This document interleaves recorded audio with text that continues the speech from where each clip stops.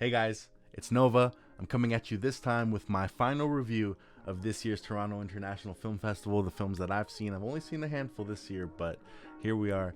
This time I'm going to be talking about Netflix's upcoming All Quiet on the Western Front. This is the third time this film has been adapted, and I was extremely hyped to see this film, let's just say the least. As soon as I saw the trailer, there was some visuals in that trailer that are just like above and beyond beautiful and incredible and horrifying and intense. So I knew that this movie was going to be something. Now, All Quiet on the Western Front, I've got some incredible mixed feelings about, as incredibly as this film is crafted. And I'll say this, like it's like top tier level production, cinematography, sound design, storyboarding, direction, acting, everything is just like top of the line. Let's just get that straight. If you're like into film production and visuals and spectacle, you're definitely going to be in for a treat here in terms of that. Like, this film has a buffet of that, and showing the horrors of war, making a spectacle of it, the nitty-gritty, the emotions, the dark side, everything is definitely here. But what really strikes me in this film, it almost pains me to say it, but this film almost kind of borders on the line of very manipulative cinema and emotionally exhaustive cinema. Some of the the best cinematography in the world, it's tough to say. Like, it can make all of this really easy on the eyes, but it's still really far from making this an enjoyable experience, or to me even making this a film that I want to watch again. What really stands out the most, is that the director really doesn't let you feel anything on your own. There's a lot of heavy force feeding of emotions and things, and most of that, I'll blame that, is on the infamous, now I would say, the soundtrack of this film. The music was so overwhelming and overpowering in every scene. It's really forcing you to kind of feel certain things, whether it's the impending doom or the intensity of the moment.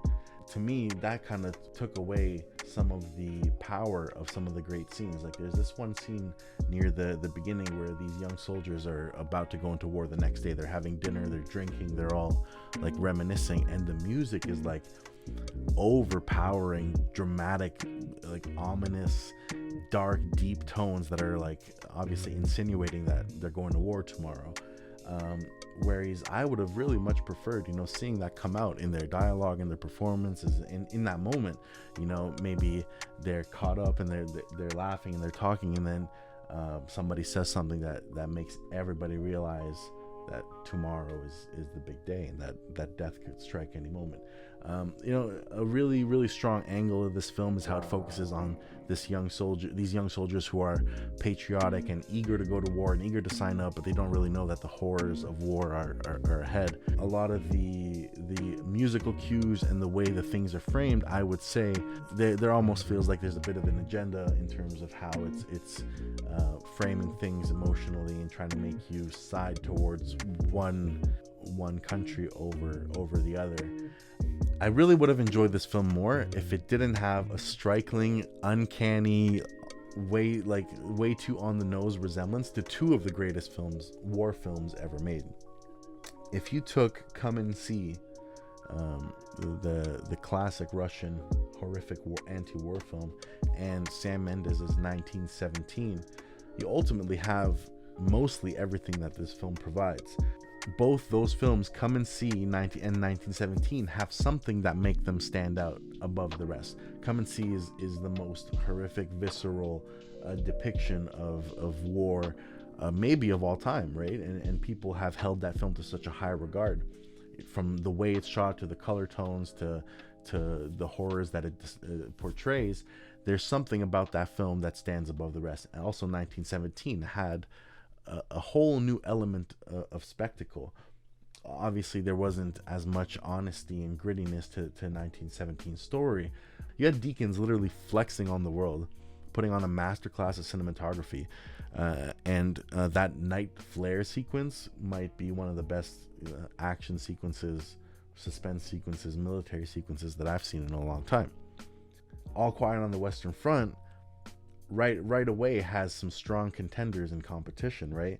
And there's really no coincidence that the lead in Come and See, that young Russian kid, the blonde with the light eyes, the lead in 1917, the blonde bright eyes, and the lead in All Quiet on the Western Front, they all look very, very similar. And I don't find that's a coincidence. Like, it's almost like the director is very much, he's pulling from what he likes. There's how they show the gradient of cinematography. Sometimes you'll take a shot from certain films, you'll put them side by side, and you'll see the gradient of colors that they've used in the cinematography and the palettes of colors that they've used. If you put Come and See and this film side by side, there are scenes, especially with like the mud on the characters' faces and things like that, that you couldn't pick them apart almost. Like, they're very, very similar. And same with 1917. There's like a moment later in the film, and I think it's in the trailer, where you see the flares going over the trenches, and there's like a shift in the light, and it's like almost seen like as a calm, poetic moment. Whereas you have that similar shot in 1917 in the whole sequence that's almost way better. Like, why would you choose the small glimpse of that versus the most, like, one of the most epic sequences of all time? That's beyond me. So personally, I would really urge anyone to almost watch those two films over this. But I'm sure there's gonna be a lot of people who love this film. Like, undoubtedly, I went with two of my buddies actually, and one of my friends loved it, and me and my other friend, we both had a kind of an averse reaction to it. Maybe something was lost in translation in the script, because a lot of people are arguing that this was a good adaptation in terms of visually and spectacle, in terms of what the narrative focuses on.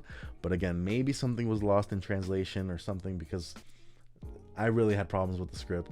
Some of the dialogue was super cliche. Think of any type of cliche dialogue you can think of in a war film, like some of the characters dying and like gives them a medallion and says something along the lines of like, "Tell my wife I love her," as he dies. You know, that's super cliche when you think about it, but something like that is in this movie. And over again, there are moments that almost feel like they're like cookie cutter, very cliche things. And maybe that's a fault with me, and the novel is the origin of all those cliches, and everything is pulling from that. But again, like, after seeing it so many times, you almost get desensitized to something like that. So maybe that's a reflection of me, and maybe I'm cynical, or just like I'm tired of seeing the same stuff over and over again. But it felt very run-of-the-mill, minus a few sequences and a few like really gory moments or really intense moments, stuff that I could pick and choose from other films out there that I find were better. Again, the craft is top notch. Let's just be honest. If you want to go see some great cinematography, if you want to see some great spectacle, I would urge you guys obviously to see this film. We all know war is bad. We all know military leaders make decisions that ruin soldiers' lives. We all know that soldiers have this buildup of rage and impatience that causes them to kill, and sometimes the trauma that comes with killing, losing a friend, or the trauma that comes with injuries and things like that. Like, we've seen all of that stuff before.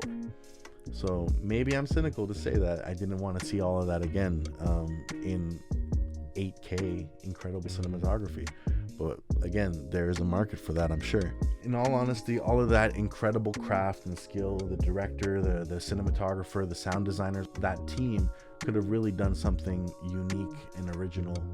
I wish it was less manipulative and less exhausting, and I wish that team, that incredible team with that incredible craft, the cinematographer, the sound designer, the director, all those actors, I wish that whole team was utilized at making something that's original and new and fresh, instead of something that we've all basically seen before, arguably done better.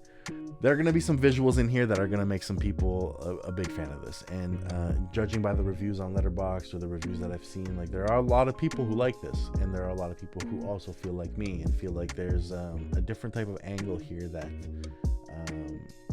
almost feels like there's a bit of an agenda behind it.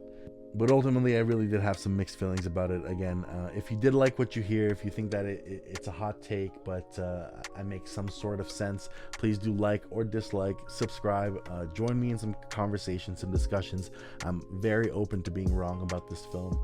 and I'm open to really good discourse. So please, always, I'll engage with all the comments as long as we don't insult each other. Like, I'd love to talk film with all the various opinions out there in the world.